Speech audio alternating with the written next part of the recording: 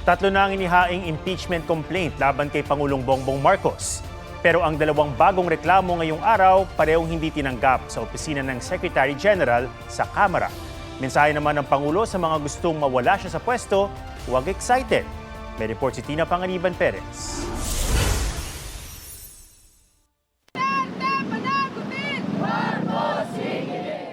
Nangalampag sa House of Representatives sa mga miyembro at kaalyado ng bagong alyansang Makabayan o Bayan bago nagpunta sa Office of the Secretary General para ihain ang pangalawang impeachment complaint laban kay Pangulong Bongbong Marcos. Ang ground ng kanilang reklamo, betrayal of public trust, kaugnay ng maanumalyang flood control projects. Mabigat na dahilan daw para mapatalsik siya sa pwesto ang paglalatag umano nito ng sistema ng korupsyon sa pamamagitan ng allocables, pag-abuso sa kapangyarihan sa paggamit ng unprogrammed appropriations at personal na pagkakasangkot sa budget insertions at kickback schemes. Kabilang daw sa mga ebidensya ng grupo ang Cabral Files, affidavit ni dating DPWH Undersecretary Roberto Bernardo at ang transcript ng Senate Blue Ribbon Committee hearing. Sina Representative Antonio Tino ng ACT Teachers Party List, Rene Co ng Kabataan Party List at Sara Elago ng Gabriela Women's Party ang nag-endorso ng reklamo. Pero tumanggi raw ang Executive Director ng Office of the Secretary General na tanggapin ang impeachment complaint dahil nasa abroad si House Secretary General Cheloy Garafil. Ayon sa kanya, wala siyang authority to receive the complaint. Nag-iwan kami ng kopya doon sa opisina. Under the rules, it is enough that we submit to your office. At we expect that on Monday, this will be transmitted to the Office of the Speaker.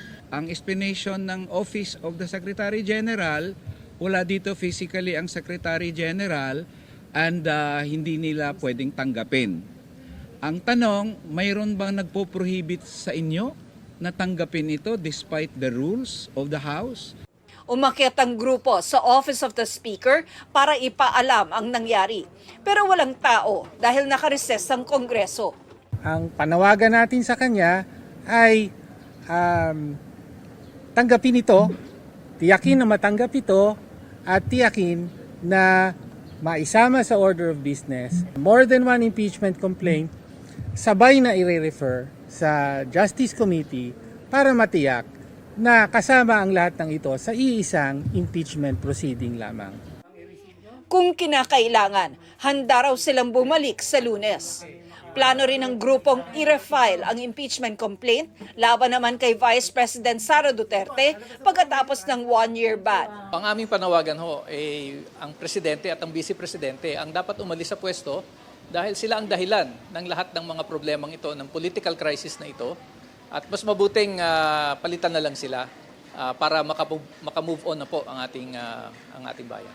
Sabi ni Senator Risa Ontiveros, posible ang sabay na impeachment trial sa dalawang mataas na opisyal ng bansa. Kung parehong mag-prosper yung dalawang complaints sa House, then maging dalawa yung tungkulin namin dito. Although it's not an ideal situation kung magkaroon man ng dalawang sabay na impeachment trials, tungkulin niya ng Senado.